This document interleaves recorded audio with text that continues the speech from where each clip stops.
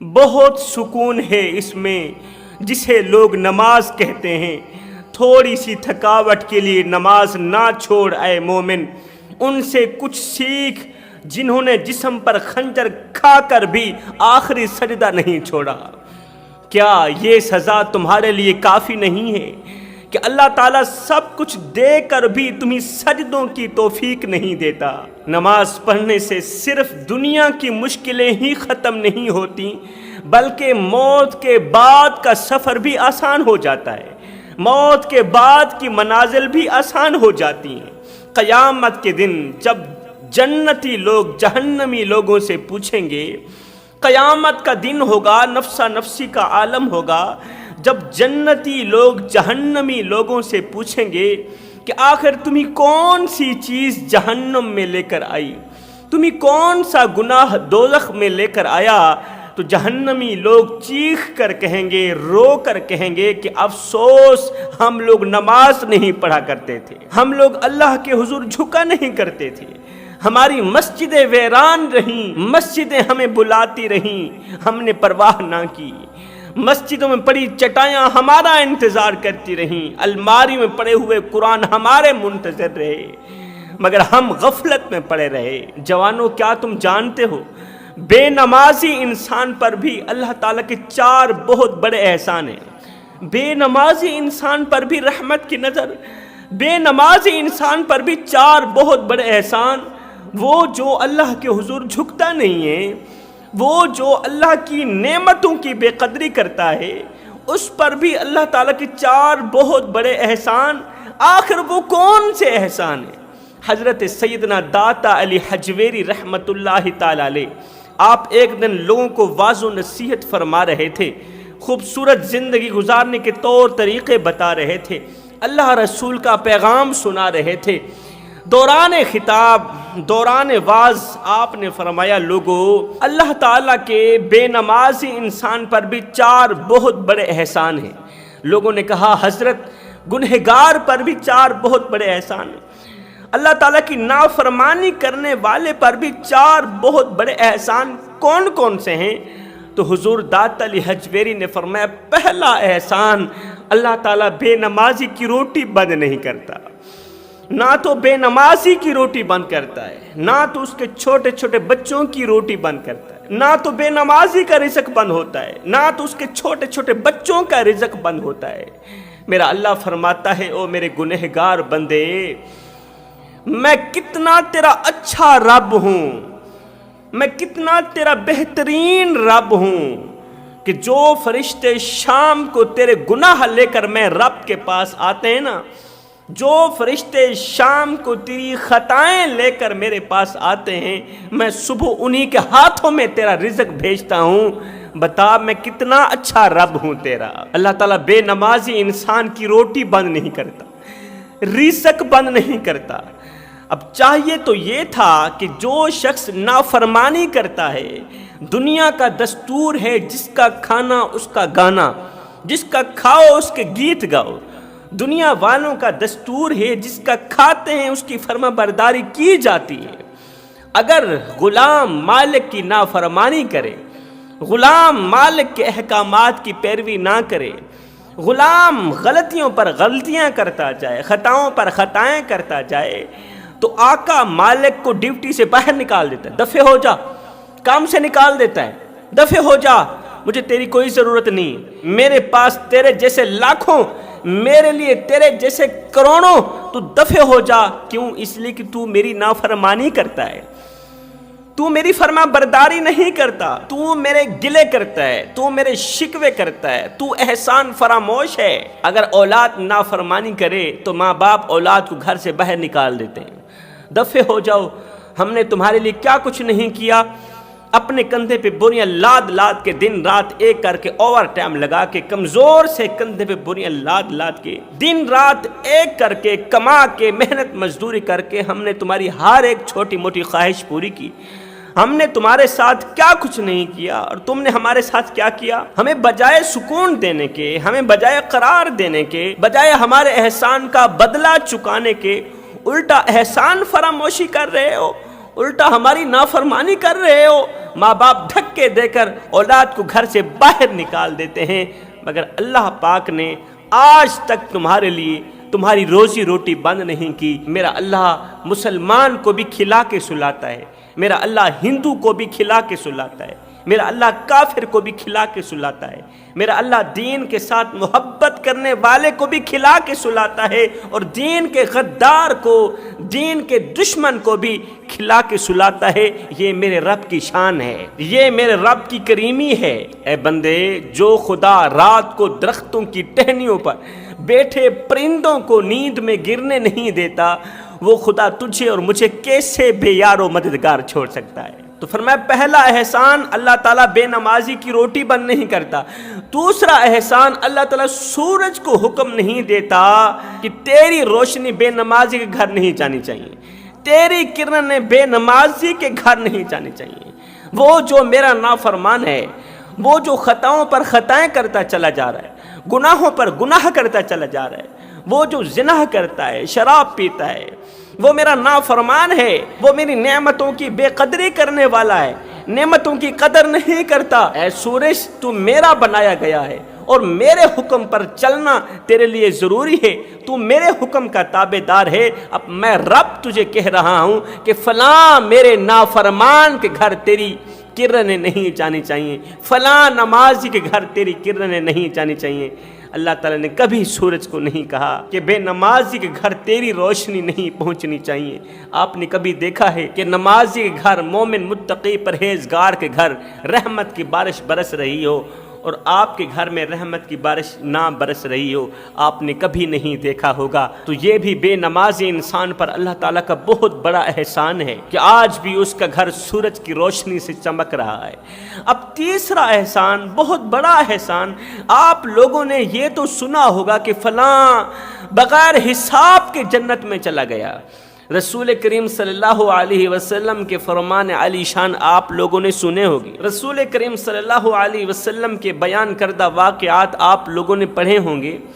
رسول کریم صلی اللہ علیہ وسلم نے فرمایا فلاں شخص بغیر حساب و کتاب میں جنت میں چلا گیا، یا وہ شخص، ایسا شخص، ایسے عمل کرنے والا شخص قیامت کے دن بغیر حساب و کتاب کے جنت میں چلا جائے گا۔ اللہ تعالیٰ اس سے کوئی حساب کتاب نہیں لے گا، یہ قبر سے سیدھا جنت میں چلا جائے گا۔ آپ لوگوں نے یہ تو سنا ہے کہ وہ بغیر حساب و کتاب کے جنت میں چلا گیا، یہ قیامت کے دن بغیر حساب و کتاب کے وہ جنت میں داخل ہو جائے گا۔ لیکن آپ لوگوں نے یہ کبھی نہیں سنا ہوگا کہ اللہ تعالیٰ قیامت کے دن ایسے گنہگار کو بغیر حساب و کتاب کے جہنم میں بھیج دے گا، دوزخ میں ڈال دے گا، بغیر حساب و کتاب کے، ہرگز نہیں۔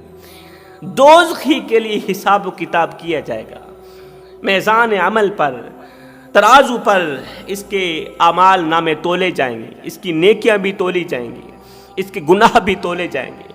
ہو سکتا ہے ایک چھوٹی سی نیکی اس کی بخشش کا ذریعہ بن جائے، چھوٹی سی نیکی، چھوٹا سا کیا گیا اس کا عمل جنت میں لے جانے کا ذریعہ بن جائے۔ یہ بھی اللہ تعالیٰ کے تیرے اوپر بہت بڑا احسان ہے۔ چوتھا احسان، بہت بڑا احسان بے نمازی کے اوپر، گنہگار کے اوپر، کہ اللہ تعالیٰ نے اسے صاحب اولاد کیا ہے۔ اگر نمازی انسان کے 5 بچے ہیں تو 5 بچے تیرے بھی ہیں۔ اگر نمازی شخص کو اللہ تعالیٰ نے بیٹی جیسی رحمت سے نوازا ہے تو اللہ تعالیٰ نے بے نمازی انسان کو بھی بیٹی جیسی رحمت سے نوازا ہے، اسے کبھی مایوس نہیں کیا۔ یہ خود نا امید ہو گیا ہے مگر اللہ تعالیٰ نے اس کا بھرپور ساتھ دیا ہے، میرے اللہ نے اس کی مدد فرمائی، اسے صاحب اولاد کیا، اس کی خالی جھولی کو بھرا، اس کی سوکھی جھولی کو ہری کر دیا۔ لوگ اسے تانے دیتے تھے، لوگ اسے اس کی بے اولادی کا تانا دیتے تھے، اسے اس کی نامردی کا تانا دیتے تھے۔ اللہ تعالیٰ نے اس پر کرم کیا، اسے صاحب اولاد کیا، جبکہ یہ وہ شخص ہے جو اللہ کے حضور اپنی پیشانی نہیں جھکاتا، یہ وہ شخص ہے جو نماز نہیں پڑھتا، یہ وہ شخص ہے جس کو اچھی طرح سے کلمے بھی نہیں آتی، نماز کا طور طریقہ بھی نہیں آتا۔ کتنے لوگ ہیں جو کہتے ہیں شاہ جی ہمیں نماز نہیں آتی اس لیے ہم لوگ نماز نہیں پڑھتے، ہمیں نماز کا طریقہ نہیں آتا اس لیے ہم لوگ مسجد میں نہیں جاتے نماز پڑھنے کے لیے۔ کتنے لوگ ہیں جو اس طرح کے شکوے بیان کرتے ہیں، کیا کریں جی، بچپن میں پڑھ نہ سکے، بچپن میں والدین نے دین کی تعلیم نہ دی، قرآن کی تعلیم نہ دی، اس لیے ہمیں انگریزی تو آتی ہے، انگلش تو آتی ہے، دنیا کی ہر ایک چیز پوچھنی ہے پوچھ لو، ہمارے پاس علم ہے، ہم تعلیم یافتہ ہیں، لیکن ہمیں نماز پڑھنے کا طریقہ نہیں آتا، اس لیے ہم لوگ مسجد میں نہیں جاتے اللہ کے حضور جھکنے کے لیے۔ میں کہتا ہوں میرے بھائی، اگر نماز کا طریقہ نہیں آتا تو کوئی بات نہیں ہے، آپ مسجد میں چلے جائیں، وضو کرنے کا طریقہ تو آتا ہوگا نا، وضو کرنے کے بعد آپ مسجد میں چلے جائیں، امام صاحب کی پیچھے والی صف میں کھڑے ہو جائیں، آگے امام صاحب پیچھے والی جو پہلی صف ہے اس میں کھڑے ہو جائیں، بس جس طرح امام صاحب کرتے جائیں ویسے ہی کرتے جانا۔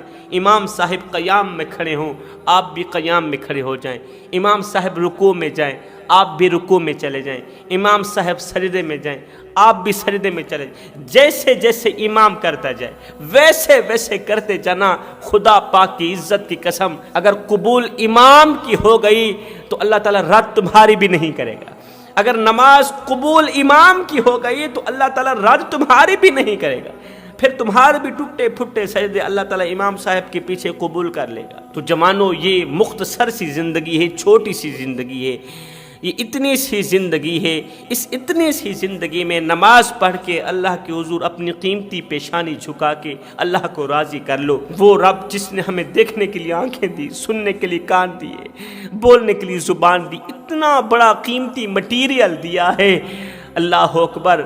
اگر ایک آنکھ خراب ہو جائے تو ہم لاکھوں کروڑوں روپے لگا دیتے ہیں کہ یہ آنکھ ٹھیک ہو جائے۔ آنکھ تو رہی دور کی بات، اس آنکھ کے اوپر یہ جو پلکیں ہیں نا، اگر پلکوں کے بال جھڑ جائیں تو میں لاکھوں کروڑوں روپے لگا دینے کو تیار ہوں کہ کسی نہ کسی طرح اس پلک کے اوپر بال آ جائیں۔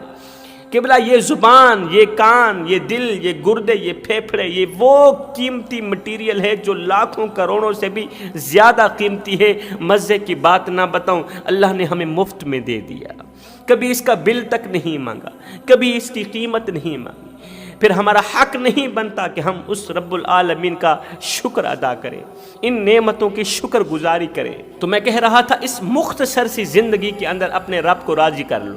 حضرت سیدنا علی المرتضیٰ شیر خدا کرم اللہ وجہ الکریم کے پاس ایک شخص آیا، کہنے لگا، حضرت، جب دین ایک ہے، جب نبی ایک ہے، جب خدا ایک ہے، مصطفیٰ ایک ہے، نماز ایک ہے، قرآن ایک ہے، ایمان ایک ہے، ہر رکعت میں رکوع ایک ہے، قیام ایک ہے، تو پھر سجدے دو کیوں ہیں؟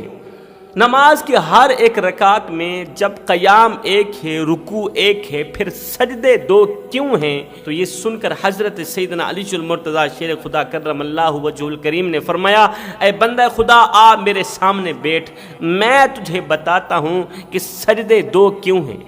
حضرت علی نے اس بندے کو اپنے سامنے بٹھایا تو فرمایا، جب انسان قیام کے بعد، رکوع کے بعد پہلا سجدہ کرتا ہے، پہلا سجدہ کرنے کے لیے اپنی پیشانی زمین پر رکھتا ہے نا، زمین پر، خاک پر، مٹی پر اپنی پیشانی بچھاتا ہے، تو قرآن پکار کے کہتا ہے، منہا خلقناکم، تم اسی مٹی سے پیدا کیے گئے ہو۔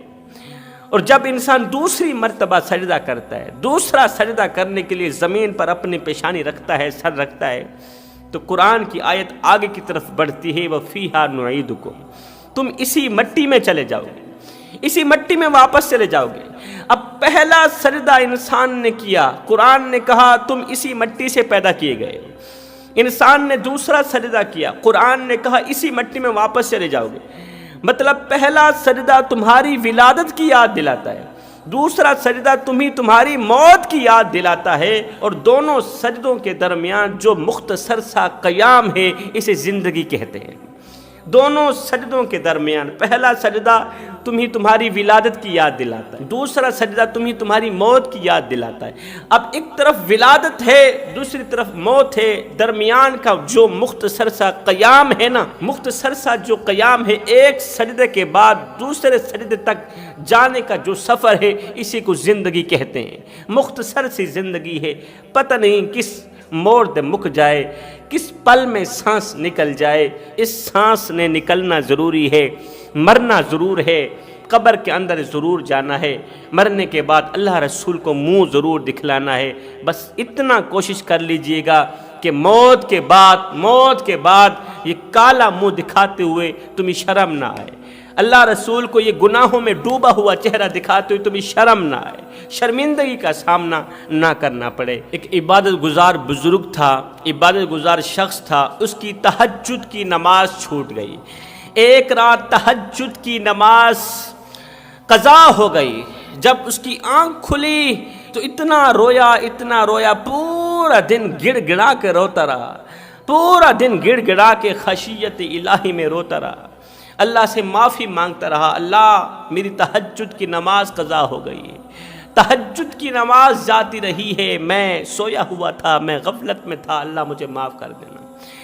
کچھ دن بعد یہ شخص سویا ہوا تھا، لیٹا ہوا تھا، اسے نیند آئی، تھکا ہوا تھا، تھکاوٹ کی وجہ سے اب تہجد کا وقت گزرتا جا رہا تھا، گزرنے کے بالکل قریب ہی تھا کہ اتنے میں ایک شخص دوڑتا ہوا آیا، اسے جھنجھوڑ کر کہا، اٹھ میاں تہجد کی نماز ادا کر لے، تہجد کی نماز پڑھ لے، وقت گزرتا جا رہا ہے۔ بزرگ کی آنکھ کھلی، فوراً ہی بستر سے اٹھا، چارپائی سے نیچے اترا، وضو کیا اور تہجد کی نماز ادا کی۔